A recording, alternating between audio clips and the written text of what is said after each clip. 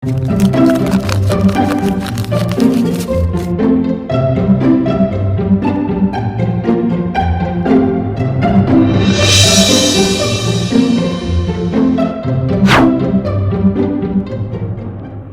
kasus. Nyonya S usia 36 tahun beberapa hari terakhir sering mengalami pusing di bagian kepalanya. Menurut dokter, sakit kepala yang dialaminya diakibatkan karena Nyonya S mengalami kurang darah atau anemia.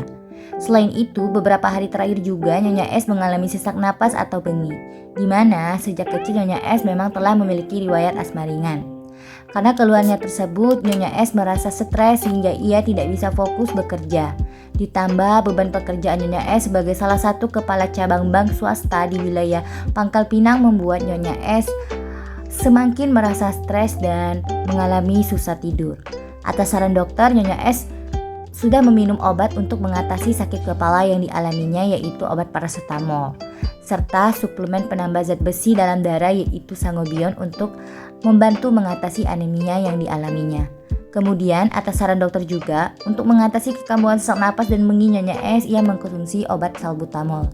Nyonya S kemudian meminta saran dokter mengenai terapi lain yang tanpa mengharuskannya untuk mengkonsumsi obat dan bisa mengurangi keluhan yang dialaminya serta dapat membantu untuk mengatasi susah tidur yang dialami Nyonya S akhir-akhir ini. Lalu, terapi apa yang cocok untuk membantu mengurangi keluhan yang dialami Nyonya S serta dapat membantu mengatasi susah tidur yang dialami Nyonya S akhir-akhir ini, di mana di sini dapat kita ketahui bahwa Nyonya S menginginkan terapi secara non-farmakologi, yaitu terapi yang tanpa mengharuskannya untuk meminum obat. Pembahasan. Berdasarkan kasus yang dialami oleh Nyonya S, maka terapi yang cocok untuk mengatasi keluhan yang dialami oleh Nyonya S serta susah tidur yang dialaminya akhir-akhir ini, maka dokter dapat menyarankan terapi komplementer, yaitu tanpa perlu mengharuskan pasien atau Nyonya S untuk mengkonsumsi obat lagi. Dikarenakan jika diberikan terapi obat lagi, Nyonya S sudah terlalu banyak mengkonsumsi obat, yakni ada paracetamol, sangobion, dan salbutamol. Dan misalnya, jika Nyonya S disarankan untuk mengkonsumsi obat tidur untuk mengatasi susah tidur yang dialaminya, itu dikhawatirkan akan mengakibatkan kecanduan, serta bisa mengakibatkan interaksi dengan obat-obat yang telah dikonsumsi Nyonya S sebelumnya, dan akan mengakibatkan terjadinya medication error. Maka dari itu disarankan Nyonya S untuk diberikan terapi komplementer. Salah satu terapi komplementer yang sesuai dengan keluhan yang dialami oleh Nyonya S pada kasus tersebut yaitu teknik akupresur. Lalu, apa itu akupresur? Akupresur adalah teknik pemijatan dengan penekanan di permukaan tubuh pada titik-titik akupuntur dengan menggunakan jari atau bagian tubuh yang lain maupun alat bantu dengan tujuan untuk perawatan kesehatan. Akupresur berguna untuk mengurangi ataupun mengobati berbagai jenis penyakit dan nyeri serta mengurangi ketegangan dan kelelahan.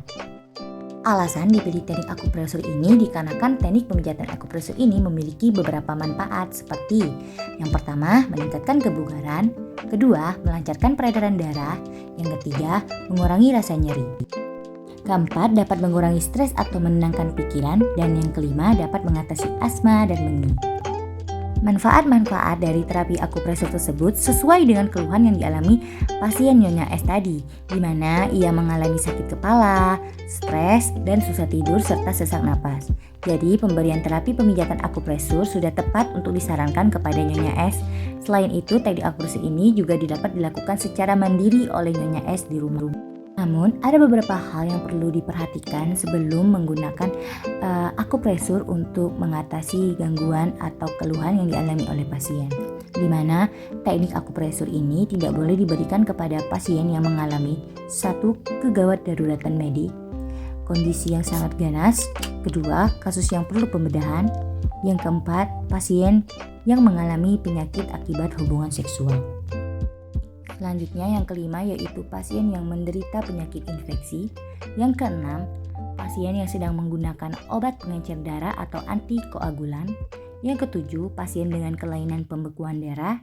Dan yang kedelapan, pasien yang memiliki daerah luka bakar, borok, dan luka parut yang baru atau kurang dari 1 bulan. Yang pertama, kami akan menampilkan bagaimana cara melakukan pemijatan akupresur untuk mengatasi sakit kepala atau pusing. Teknik akupresur untuk mengatasi sakit kepala atau pusing secara umum dapat dilakukan pemijatan pada lokasi yang terletak di punggung tangan pada tonjolan tertinggi ketika ibu jari dan jari telunjuk dirapatkan. Lalu lokasi pijatan ditekan sebanyak 30 kali tekanan seperti pada video ini. Dan dilanjutkan pada lokasi yang terletak di punggung kaki pada cekungan antara pertemuan tulang telapak kaki, ibu jari, dan jari kedua seperti yang ada pada video berikut ini. Lakukan tekanan sebanyak 30 kali tekanan. Dan untuk sakit kepala di daerah depan dapat dilakukan pemijatan pada lokasi yang terletak di lekukan tulang pelipis sejajar dengan sudut mata luar. Lalu lokasi pijatan ditekan sebanyak 30 kali tekanan seperti yang ada pada video berikut ini. Untuk sakit kepala di daerah puncak kepala dapat dilakukan pemijatan pada lokasi yang terletak di puncak kepala. Lalu lokasi pijatan tersebut ditekan sebanyak 30 kali tekanan seperti pada video ini.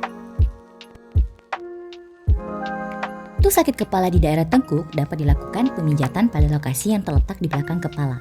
Lalu lokasi pijatan ditekan sebanyak 30 kali tekanan seperti yang ada pada video ini. Dan lakukan juga pemijatan pada lokasi yang terletak di puncak bahu, pertengahan antara tengkuk dan pangkal lengan seperti yang ada pada video ini. Sama seperti sebelumnya, lakukan juga penekanan sebanyak 30 kali tekanan pada lokasi pijatan ini.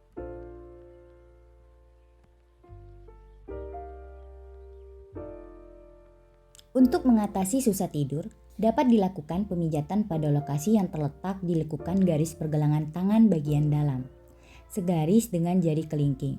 Lalu lakukan tekanan sebanyak 30 kali tekanan pada lokasi pijatan tersebut.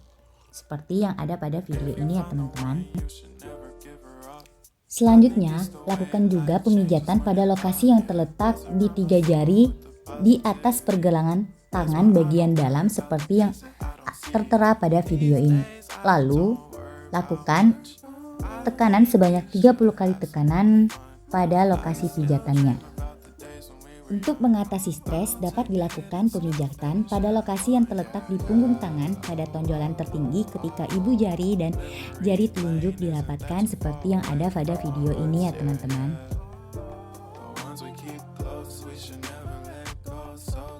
Lalu dilanjutkan dengan pemijatan pada lokasi yang terletak di punggung kaki pada cekungan antara pertemuan tulang telapak kaki ibu jari dan jari kedua. Kemudian lokasi pijatan tersebut ditekan sebanyak 30 kali tekanan seperti pada video ini.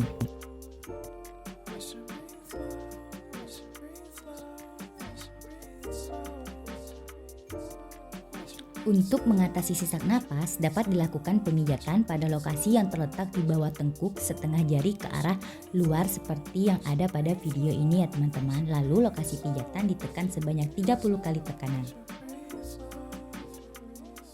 Selanjutnya, lakukan juga pemijatan pada lokasi yang terletak di garis tengah tubuh bagian depan setinggi sela iga keempat atau sejajar dengan puting susu.